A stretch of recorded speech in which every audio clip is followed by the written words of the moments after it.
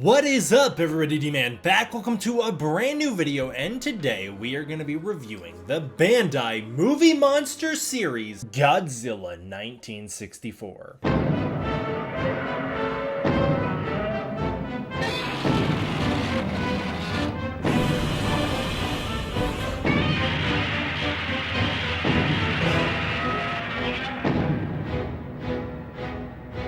Godzilla 1964, or Mosogoji, was for many years my favorite Godzilla design, period, just of all time. I don't really remember when, but I kind of feel like it was like 2015 to like 2016, 17 era. This was my favorite Godzilla design, period. I just thought it captured Godzilla's general look the best, and it kind of is where Godzilla's design really started to become more consistent. Really, that's 1962's design, which was my childhood fave. But we kind of found the groove here, and Godzilla stayed looking like this until kind of the 70s. With the flatter face and the kind of general body proportions of this Godzilla sticking around for quite some time as they were using modified versions of this suit. This is, of course, Godzilla 1964 from Mothra vs. Godzilla, and like I said, this was one of my favorites. I just thought it was mean and menacing. It captured both the power and fury and size and scale of Godzilla, while also still having him be a little sleeker and more fit for combat. I just thought it was really great. So when I saw the Godzilla 1964 Bandai Movie Monster series figure at the Godzilla store, well, it was in America, I couldn't help but pick it up. So here he is! As always, this is a Bandai Movie Monster series, and because it is from the Godzilla store, I will be keeping the tag on, but they don't do packaging. They do these little tags, and so here's the tag featuring the 1964 design in all its glory. On the back here, you've got a Godzilla silhouette of like his arm, but then there's also like weirdly his hand in the middle of it. I don't know. And then opening the tag up, you can see the silhouette of Godzilla on the inside, which looks epic. And here's Godzilla overall.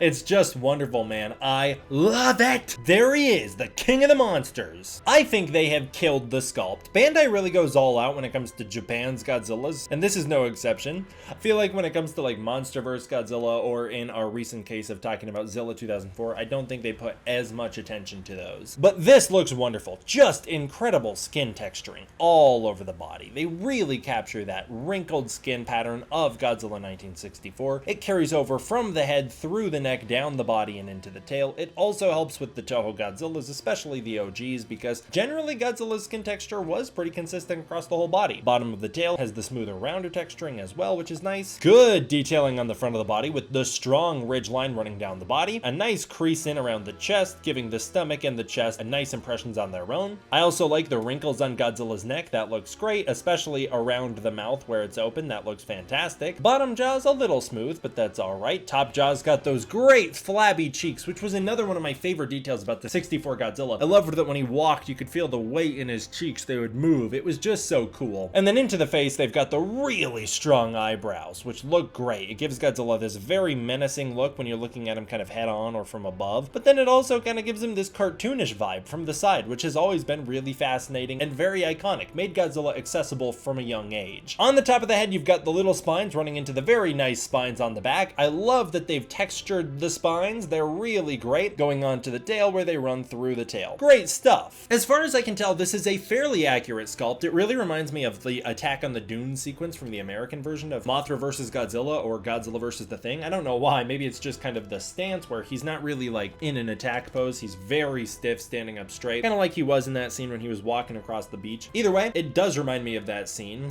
which is awesome because that's one of my fave scenes. I love that scene. It just, Godzilla was so indestructible in it. One thing I've also always loved about the classic Godzillas is the knees. For some reason, I love the creases at the knees. I also really love when you can watch the knees buckle under the suit actor's weight. I don't know why, I just love it. The paint job's really awesome as well. Overall, Godzilla's got this charcoal gray base, which is wonderful because it's exactly what he should have. They've painted the fingernails and toenails this yellowish color, which is cool. The teeth are painted white on top of a purple tongue, which looks great. The eyes are white with the pupils being painted black, and they're looking in the right directions, just like in the movie. And then I love the gray going into the white tips of the spines all through the back. That just looks awesome. Articulation on these Bandai Movie Monster series is always very limited. The tail can't turn. The legs on this guy can kick out and go back, can actually swing them all the way around, and then the arms can spin all the way around as well. As for this guy, his head can also turn, which is awesome. He is a soft vinyl plastic, which means you can pinch the mouth, you can bend the arms so he can swat and do all these big attacks, and the tail, because it is soft vinyl, it can bend and warp as well. These things are cheaper in Japan. They are meant for kids. These aren't like collector's items in Japan. People do collect them, but they are for kids. They're for kids to play with. And that's the best part of the Bandai Movie Monster series, is they're like these indestructible figures because they are soft plastic. It's just great. 5 points of articulation in total for this guy, which is the standard for Bandai Movie Monster series, and so I got nothing to complain about there. As for our figure comparison, here is the Bandai Godzilla. I believe this is 1968. I'm actually not sure. I'm gonna assume it's 68 from Destroy All Monsters, just because that's the one it first appeared in. But there you can see just the big quality difference. I do believe this is a Bandai America, so it's a little stiffer overall, it's a harder plastic, and the paint is a little less appealing, even though it is a pretty good figure overall. They're standing at a similar height, with the Destroy All Godzilla standing a little taller, but I like it. I like the pairing. You can see the slow, lumbering Godzilla, and then his much faster, more silly counterpart. Good stuff. This is NECA's Godzilla 1964. The same design, and both look really great next to each other, and they do clearly look like the same Godzilla. The NECA one was very aggressive. I actually said at the time it was a little more cartoonish because I was comparing it to SH Monster Arts, but actually, having these two next to each other, Bandai Movie Monster series is the more cartoonish one. Obviously, the quality levels is very different between the two figures, but I actually think they both have their own aesthetics and values. I wouldn't really say one's more worth it than the other. It depends on what you want. The Movie Monster series one I think is a little more vibrant, so it's gonna look a little better on a shelf, but the NECA one was just a better toy overall. It had better accessories with Atomic Breath. It also just had better articulation and sculpting all the way throughout, but they're not going for the same market, so they don't really need to be a direct head-to-head comparison. I'm very glad to have both. I think these are wonderful, and they are in a similar size, and they look great next to each other. A little different, here is the first SH Monster Arts figure I ever owned, and because of that, it's one of my faves. A little smaller in scale, it is the SH Monster Arts Godzilla 1964 Emergence version, the one with all the dirt covering him for some reason, and that does give him a very different aesthetic, as he has the brown all over the body, so he doesn't really look the same as the other Godzilla, even though it is based on the same suit. The SH Monster Arts one I just love. I think the quality is just on point for it. It just looks amazing, and I've always loved this figure. But again, very different markets, very different styles, and I think both are absolutely worth it. This is just a case of like all across the board, they've nailed 1964 on the lower end, the middle end, and the high end. I love that stuff, man, and I love it because it's one of my fave Godzillas, so I'm glad to have the collection completed across the board. Just awesome.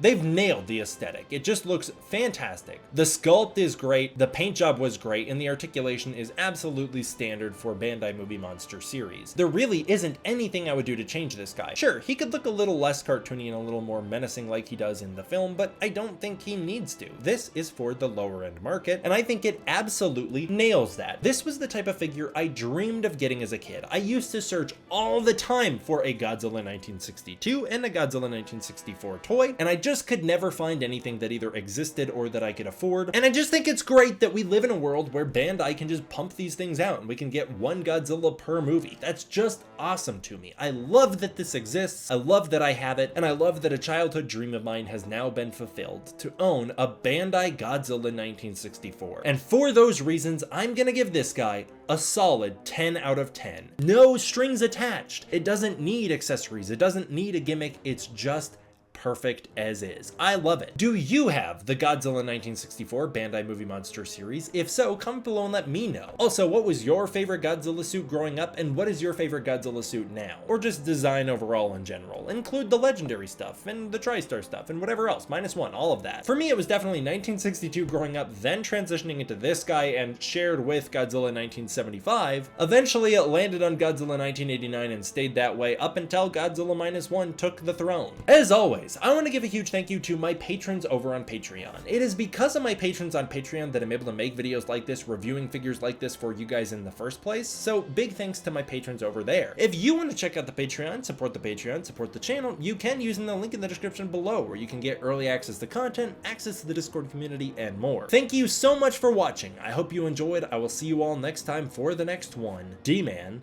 out.